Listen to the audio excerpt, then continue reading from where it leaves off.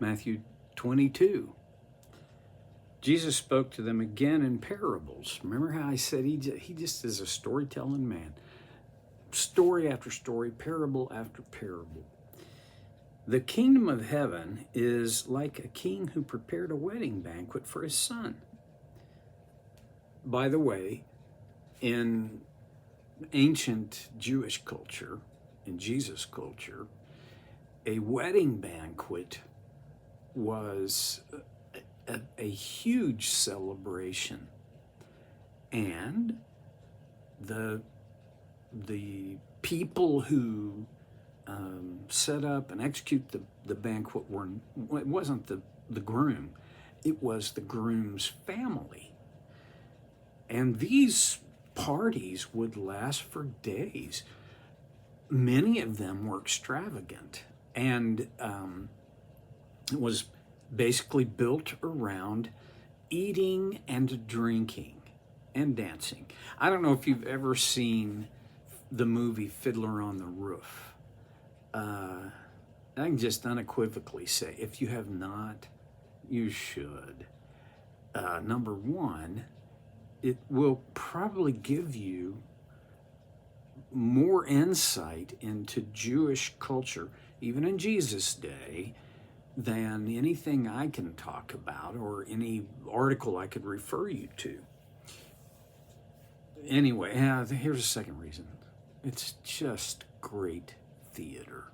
It's beautiful. Okay.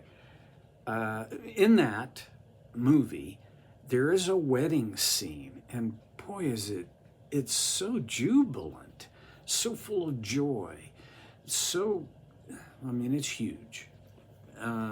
That's the kind of banquet that this king prepared for his son. Now realize, an average person would have evacuated the savings account to throw a big, big feast. But a king's feast? Holy moly. Okay. Verse 3, he sent his servants to those who had been invited to the banquet to tell them to come, but they refused to come. I mean, that's not like, oh, I forgot about that. No. It's like, no, not coming. They refused. Not a smart thing to do with the king, but they did it anyway. Verse 4, then he sent some more servants and said, tell those who have been invited that I've prepared my dinner. My oxen and fatted cattle have been butchered and everything is ready. Come to the wedding banquet. But they paid no attention and went off. One to his field, another to his business. The rest seized his servants, mistreated them, and killed them. It wasn't enough just to say, no, I'm not coming. It wasn't enough just to blow off the invitation. These guys seized the messengers and they killed them. Ooh. Verse 7, the king was enraged. He sent his army and destroyed those murderers and burned the city.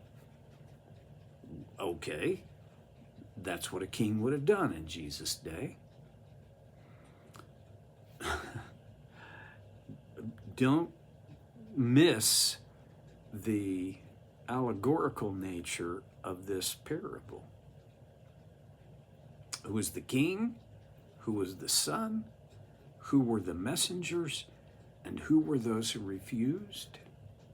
We'll ponder that. Verse 8. Then he said to his servants, the wedding banquet is ready, but those I invited did not deserve to come. Go to the street corners and invite to the banquet anyone you find. In other words, the gates are wide open.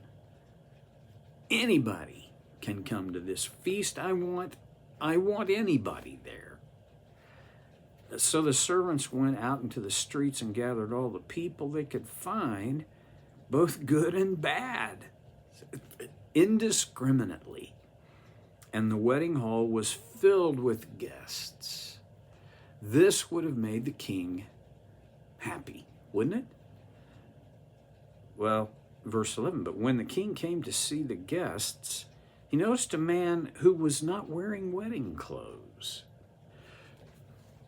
We don't relate to this very much, and especially in our culture where, I don't know about where you live, but where I live, weddings are conducted in Bermuda shorts and T-shirts and flip-flops.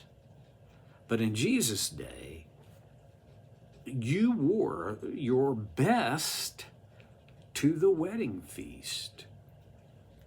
Jesus sees a guy who's not, and he says, no, Jesus tells about the king, okay? Saw a wedding guest who was not dressed in wedding attire. Verse 12, friend, he asked, how did you get in here without wedding clothes? The man was speechless. Now, wait a minute. I thought the king had said, I want you to bring them all in. Anybody, everybody, bring them in. Well, evidently, there was this one unspoken thing to the servants. They need to be dressed for a wedding feast. Verse 11. Then the king told the attendants to tie him hand and foot and throw him outside into the darkness where there'd be weeping and gnashing of teeth. And then Jesus says, for many are invited, but few are chosen. Oh boy, let's review the characters in this story. You've got the king. I think that's God, the Father. You've got the king's son. I think that's Jesus. And here's this other thing. The bride is never talked about here, but we know from the book of Revelation that the church is Jesus's bride. Okay, just a thought. The messengers who were sent to invite all of the guests, those were the prophets. And then the first invited guests were Israel. And Israel rejected the invitation. And they didn't just reject it. They killed the prophets. Being a prophet in ancient Israel was not, as I repeat, not a preferred occupation. None of the prophets had it easy. And most of them, to be honest, were killed by Israel. Okay, so who was listening to this? Well, the people of Israel, Israelite people.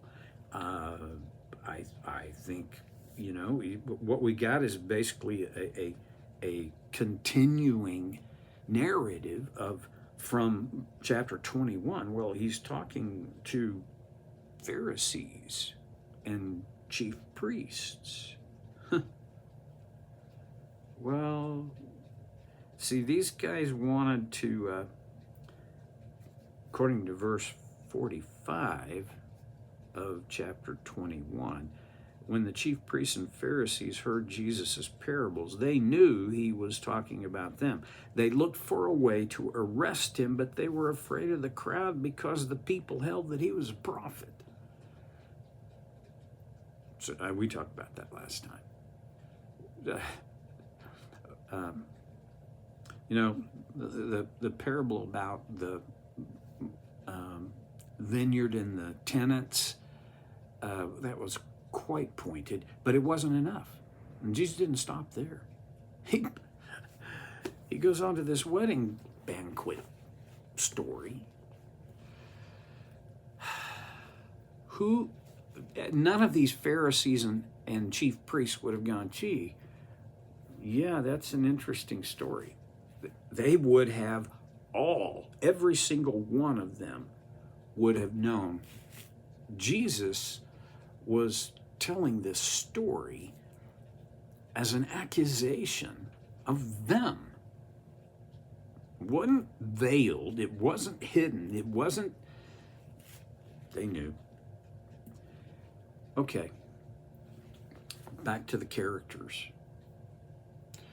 The original first invited guests all rejected the invitation, and they went a step further and they killed the messengers.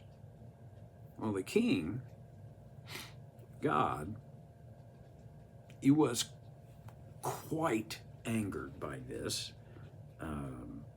He was enraged. And he sent his army out and he killed these first invited guests and destroyed their nation. Burned their city. That's what happened to Israel. They were decimated and taken as hostages, captives, back to Babylon for 70 years. And then back to Israel, where they never flourished as they had before, under like David and Solomon. And after Solomon's death, Israel was a divided kingdom, and it was still prosperous, but not as it had been before. After the captivity in Babylon, when they returned, they were no longer a nation that had any kind of strength in the eyes of the rest of the world. And then the Greeks came, and then after the Greeks, the Romans, and Israel was just, actually, Israel was much more of an inconvenience to Rome because they were so obstinate, but they had to be ruled, and that required resources from Rome, and they did, but they were never the power that they had been before. Now, the story continues. The banquet is ready. The king sends more messengers. Bring in anybody you find, everybody you find, good and bad, and that's what they did. I think that was the voices of the prophets after the captivity. Just my idea.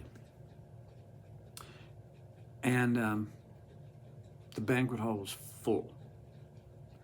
Rejoicing, celebrating, dancing, food and drink. And then the king walks among the guests and he sees one who was not dressed in wedding clothes. And just basically says, well, here's what he says. Tie him hand and foot and throw him outside.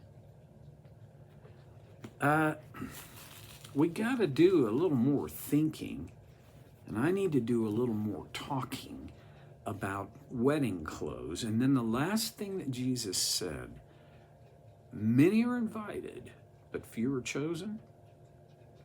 We got to think about that. And a minute is not long enough for that. So in this last minute, I want to ask you to do something. I would love for more people to join us, and I don't have any, I mean, it's free. No, I don't have anything to gain by that. But I'm asking, maybe invite somebody you know to click up So Care with Stevie Boy, and if they like it, to subscribe, and if they don't worry about it. It's no biggie. But I thought I'd ask. So, till next time, I'll see you on So Care with Stevie Boy.